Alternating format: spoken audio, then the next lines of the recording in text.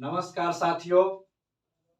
अब Educare academy पर defence की तैयारी होगी, जिसमें एसएससी जीडी की तैयारी को सबसे पहले प्राथमिकता दिया जाएगा, क्योंकि हमारे डिफेंस की तैयारी करने वाले सभी भाइयों के लिए एसएससी जीडी में नौकरी पाना सबसे आसान तरीका होता है।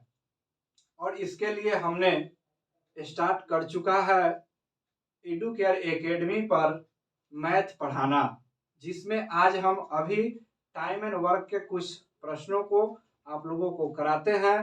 आप लोगों को अगर अच्छा लगेगा तो हमारे एडुकेयर एकेडमी को सपोर्ट कीजिएगा, और हमारे एडुकेयर एकेडमी में ऑफलाइन कक्षाएं भी चलती है।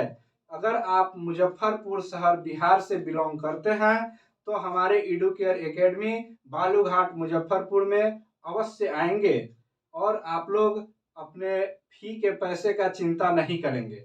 इसके चिंता के बगैर आप एडुकेयर एकेडमी से जुड़ने की कोशिश करेंगे, ठीक है। इसी के साथ हम अपने मैथ का सवाल को हल करता हूं, ठीक है। तो आइए हम प्रथम प्रश्न से शुरू करते हैं, जिसमें मेरा प्रथम प्रश्न है कि ए और बी मिलकर किसी काम को 10 दिन में करता है, बी और सी मिलकर उसी काम को 20 दिन में करता है, सी और ए मिलकर उसी काम को 5 दिन में करता है, तो केवल ए इस काम को कितना दिन में करेगा। तो सबसे पहले हम लोग क्या करते हैं, सबसे पहले हम लोग काम का पता लगाते हैं। क्यों लगाते हैं? क्योंकि काम रहेगा तब ना करेंगे। तो चलिए काम का पता लगाते हैं। कैसे होगा? ए और बी किसी काम को 10 दिन में करता है, बी और सी उसी काम को 20 दिन में करता है, सी और ए उसी काम को 5 दिन में करता है। तो हम लोग सबसे पहले अपने शुरुआत वीडियो में बताए थे कि एलसीएम मेथड से पूरे टाइम एंड वर्क को हम सोल्व कराएंगे, ठीक है। तो यहाँ पे एलसीएम मेथड से टोटल काम का, टोटल वर्क का पता लगाएंगे। 10, 20 और 5 का एलसीएम 20 होता है, ठीक है। तो इसके बाद हम इफिशियंसी निकालेंगे। इफिशियंसी का मतलब होता है काम करने के क्षमता। अगर आपके अंदर काम करने की क्षमता होगी तभी तो आप कोई काम को कर पाइएगा। काम करने की क्षमता नहीं होगा तो आप कैसे किसी काम को कीजिएगा। तो इसीलिए आइए काम का पता तो अब हम लोग लगा लिए, अब इफिशियंसी का पता लगाएंगे। तो यहाँ दिन से टोटल वर्क में जब हम लोग भाग करेंगे तो इफिशियंसी निकलेगा, यानी कि ए और बी 10 दिन में 20 काम करता है तो उसका क्षमता 2 हो जाएगा। इससे इसमें भाग दिए हैं तो 2 हो गया। बी और सी 20 दिन में किसी काम को करता है तो टोटल वर्क 20 है, तो 20 से 20 में भाग दिए तो इफिशियंसी 1 निकल गया। सी और ए किसी काम को 5 दिन में करता है और टोटल काम है 20, तो टोटल काम है 20, तब 20 काम को 5 दिन में करने के लिए 4 की क्षमता होनी चाहिए। तो अब हम लोग पता लगाएंगे कि तीनों का क्षमता क्या है। यहां से तो हम लोग ए बी का क्षमता निकाल लिए, बी सी का क्षमता निकाल लिए, सी ए का क्षमता निकाल लिए।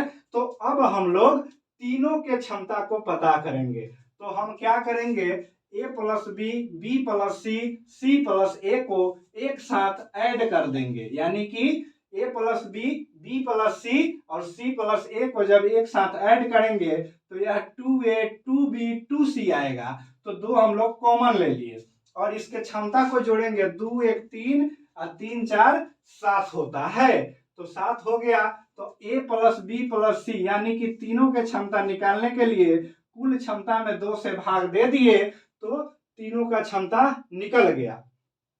अब तीनों में से केवल ए का क्षमता निकालना है, तो केवल ए का क्षमता निकालना है, तो ए का क्षमता निकालना है तो बीसी के क्षमता को अब हम लोग घटा देंगे। बीसी के क्षमता को क्या करेंगे, घटा देंगे कुल में से। तो कुल मेरा 7/2 आ गया। अब बीसी का क्षमता 1 है, तो 1 घटाएंगे तो घट करके यह 5/2 आ जाएगा, यानी कि किसका क्षमता 5/2 आ गया, केवल ए का क्षमता 5/2 आ गया। ए की क्षमता, ए द्वारा ए का क्षमता आ गया, तो कुल काम मेरे पास कितना था, 20 था ना, कुल काम मेरे पास कितना था, 20 था। तो इस 20 में 5/2 से जब डिवाइड करेंगे तो 8 दिन मेरा आंसर आ जाएगा।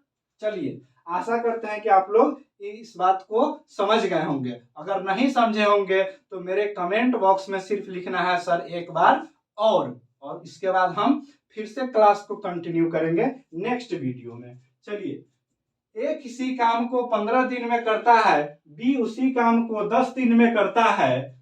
शुरुआत में ए सिर्फ 2 दिन तक काम किया, इसके बाद ए काम छोड़कर चला गया, तो काम कौन करेगा। अब रहेंगे घर में बी, तो खाएंगे बी है ना। तो ए तो काम 2 दिन करने के बाद चला गया, तो अब करेंगे बी। तो आइए काम का पता लगाते हैं, काम क्या होगा। ए करता है काम को 15 दिन में, बी करता है 10 दिन में, तो टोटल काम यानी कि टोटल वर्क एलसीएम विधि से निकालेंगे तो एलसीएम कितना हो गया, 30 हो गया। अब क्षमता निकालेंगे, यानी कि ए 15 दिन में 30 काम करता है तो क्षमता 2 हो गया, और बी 10 दिन में 30 काम करता है तो क्षमता 3 हो गया। तो शुरुआत में ए 2 दिन अकेले काम करता है, तो ए का क्षमता क्या है, ए का क्षमता 2 है। 2 के क्षमता से 2 दिन यह काम करेगा, तो 4 काम को कर लिया, 4 काम को यह कर लिया। जब 4 काम को यह कर लिया तो कुल काम मेरे पास 30 था, कुल काम मेरे पास कितना था, 30 था। तो 30 में से 4 काम को हम लोग घटा देंगे और शेष काम मेरे पास 26 बच जाएगा, और इसी 26 काम को अब बी 3 के क्षमता से करेगा, तो बी का क्षमता 3 है, तो इसी 26 में 3 से भाग दे देंगे, तो 3 से भाग दे देंगे तो यह आ जाएगा 8.2/3 दिन आ जाएगा। ध्यान दीजिएगा, अब यह क्वेश्चन आप लोगों को समझ में आ गया होगा। चलिए, इसके बाद हम तीसरा क्वेश्चन पढ़ते हैं। तीनों क्वेश्चन 3 टाइप का क्वेश्चन है। राम किसी काम को 5 दिन में करता है, श्याम उसी काम को 10 दिन में करता है, और राम काम समाप्त होने से 2 दिन पहले काम छोड़ देता है। मान लीजिए कि राम काम समाप्त होने से 2 दिन पहले काम छोड़ देता है, तो कुल काम समाप्त होने में कितना दिन लगेगा। तो सबसे पहले हम लोग काम का पता लगाएंगे। मान लिए यहाँ पे अगर आप लोगों को नहीं दिखता होगा तो मेरे आवाज को सुन करके आप लोग कॉपी पे लिखने का कोशिश कीजिएगा। राम किसी काम को 5 दिन में करता है, ठीक है। श्याम उस काम को 8 दिन में करता है, ठीक है। श्याम उस काम को 8 दिन में करता है, नहीं सॉरी, गलत हो गया। राम किसी काम को 5 दिन में करता है, श्याम उसी काम को 10 दिन में करता है, तो यहाँ पे टोटल वर्क 10 हो जाएगा, और यहाँ से राम से भाग देंगे। राम से जब हम भाग देंगे तो राम का क्षमता 2 हो जाएगा और श्याम का क्षमता 1 हो जाएगा, ठीक है। तो अब बताइए कि काम समाप्त होने से 2 दिन पहले राम काम छोड़ देता है, तो राम का क्षमता 2 है और 2 दिन पहले छोड़ दिया, तो यानी कि वह 4 काम नहीं किया, यानी कि राम की क्षमता 2 है और काम समाप्त होने से 2 दिन पहले काम छोड़ देता है राम, तो यानी कि वह 2 काम नहीं किया है। तो 2 काम जो नहीं किया है, मान लीजिए कि 2 के क्षमता से 2 दिन तक इसने काम नहीं किया, तो यह 4 काम नहीं किया है। 4 काम जब ये नहीं किया है तो ये 10 काम पहले से था और 4 काम इसमें जोड़ देंगे, तो यह काम टोटल 14 हो गया। अब क्या करेंगे कि दोनों के क्षमता जोड़ेंगे, 2 1 3, इस 14 में 3 से भाग दे देंगे, तो मेरा फाइनली दिन निकल जाएगा। तो 14 में 3 से जब भाग देंगे तो 14.2/3 दिन आएगा आंसर। तो हम भाई आशा करते हैं कि यह तीनों टाइप आप लोगों को समझ में आया होगा। अगर समझ में आया होगा तो मेरे एडुकेयर चैनल को आप लोग सब्सक्राइब कीजिएगा, लाइक कीजिएगा, शेयर कीजिएगा। इसी के साथ मैं अजीत कुमार आप लोगों से विदा लेता हूं। थैंक यू, धन्यवाद और जय हिंद। भारत माता की जय। पढ़ाई रुकनी नहीं चाहिए, चाहे समस्याएं लाइफ में जितनी भी आए।